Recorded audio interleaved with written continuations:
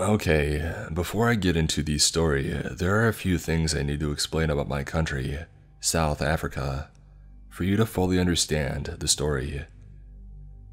In South Africa, it's normal to have high brick walls with electric gates, electric fences, alarms, etc. And the crime here can be pretty bad. It's also pretty normal to have big gardens. My family and I are big animal lovers, so at the time, we had 6 dogs. 2 Shar-Peis, 2 German short-haired pointers, and 2 dachshunds. With that being said, our dogs roam freely in and out of the garden, as it's obviously enclosed.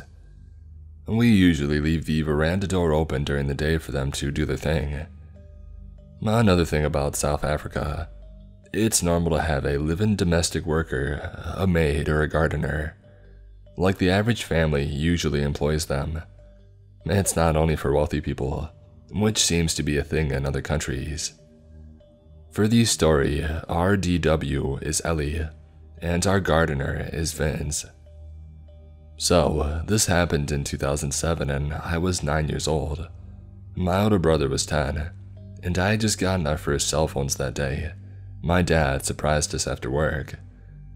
You may think it's a bit young, but it was used for emergencies or to communicate with our parents. Anyways, it's an important piece of info for the story. We don't usually leave our veranda door open at night due to security reasons, but I remember it being a hot summer night that night. So of course, this night of all nights, the veranda door was wide open and the dogs were doing their thing in the garden. My brother and I were in my parents' room setting up our new cell phones, all excited. Ellie's daughter, Anne, who's like an older sister to us, she was 18, was helping my brother and I. My dad was somewhere in the house and my mom was in the bath. I specifically remember Anne having a comment about how the dogs were not shut up and how annoying it was. And that's when I noticed it too.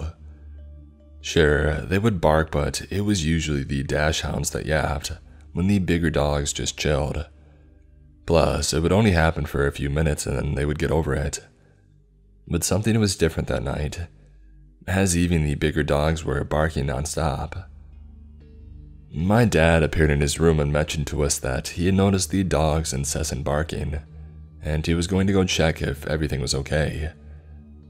No alarm bells went off in my head, and I don't believe my dad thought anything was amiss either, because my brother had asked to investigate with him, and my dad agreed. I was obviously too engrossed in my new Sony Ericsson. My dad ventured out to our garden with my brother in tow, when my dad had noticed that the dogs were all grouped, growling and going nuts at the dark corner behind our in-the-ground swimming pool. The best way to describe it is our garden beyond our pool hits like a slight decline. So we have a few steps leading down the hill to the bottom end of our garden. We usually have a lamp that lights it up, but my dad had noticed how that lamp seemed to be off, which confused him because he could have sworn it worked the other night. Either way, my dad said he got his gut-wrenching feeling because of this and because of how out of character the dogs were acting. He called after them and they would usually come running, but tonight they all seemed to just look at him and then turn back around and continue going crazy at this dark corner down the steps. My dad told my brother to go back inside of the house and get a torch, sort of using it as an excuse for my brother not to come with him because of his feeling. When my brother went back inside, my dad slowly approached the steps. He noticed how the dog seemed to be snapping at whatever it was, hiding just out of view in the darkness. As he got to the steps, he noticed that the lamp was smashed. Confused, he inched to these steps, and as he put 2 and 2 together, it was too late. My dad, being an ex-vet and avid hunter, felt something cold against his temple, and immediately knew that it was a gun. Out of the darkness stepped 4 other men in balaclavas, all armed. Shocked, he stood frozen on the steps. The man holding the gun to his head was instantly aggressive and asked him where my brother was.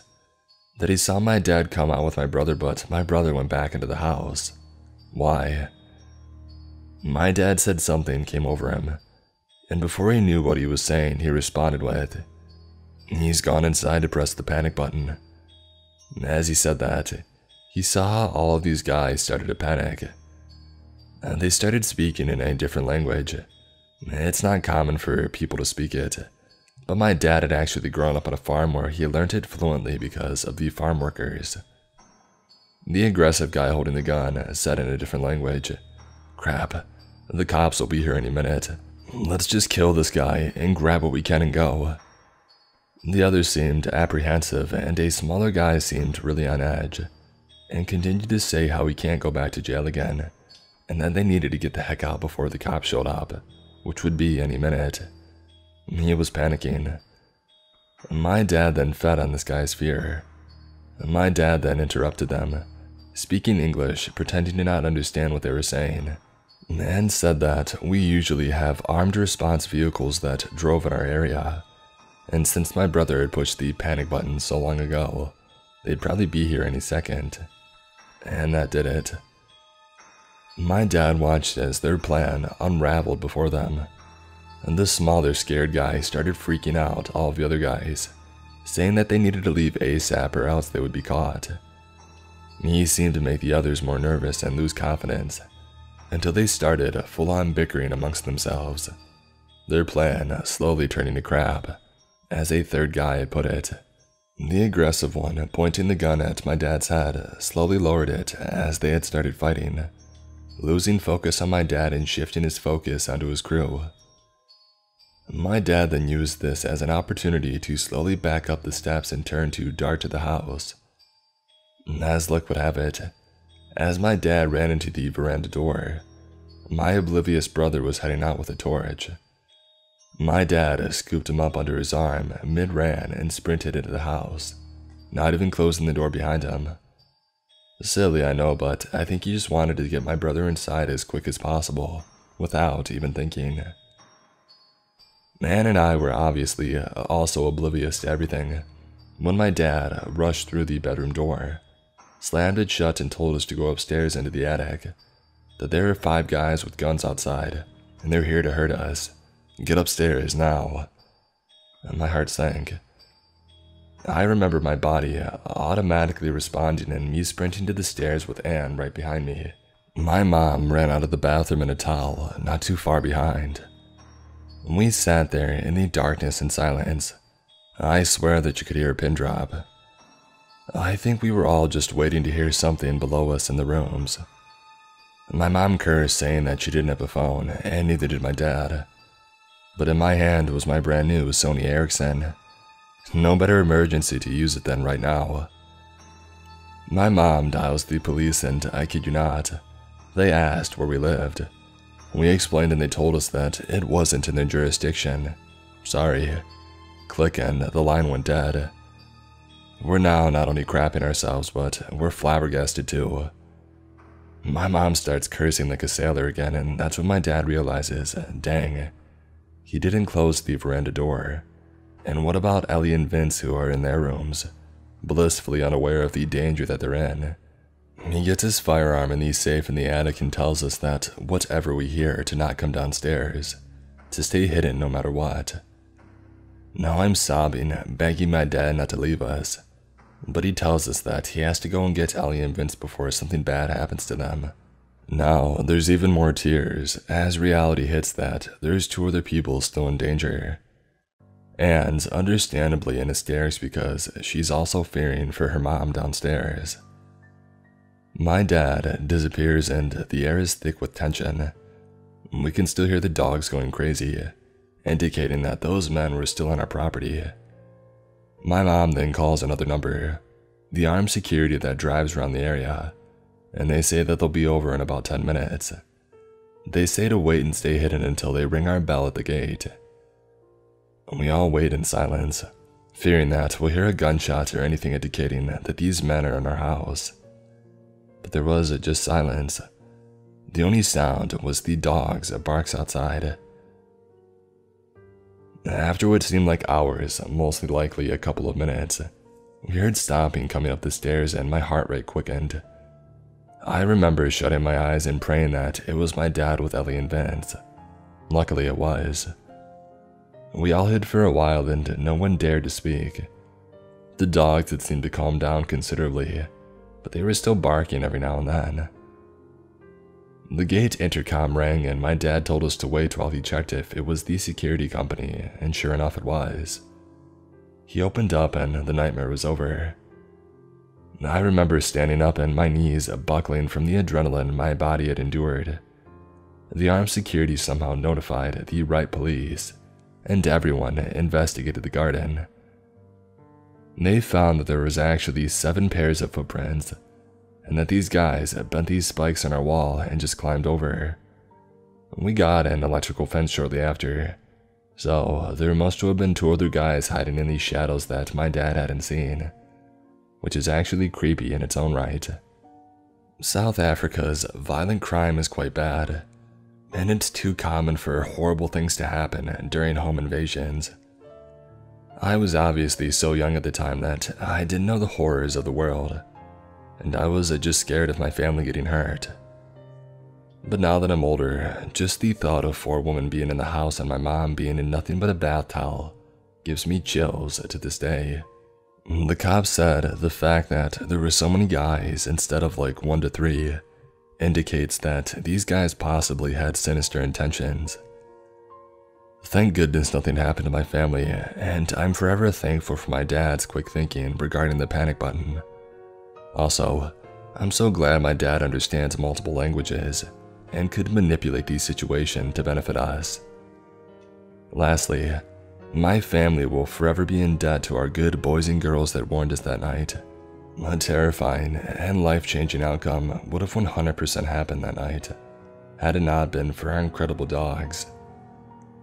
From that day onwards, my dad always gave them leftover rice or meat with their dinner. R.I.P. Impy, Shudo, Dash, Fudge, Winkles, and Pikachu. I'm sure there is a special place in heaven reserved for you angels.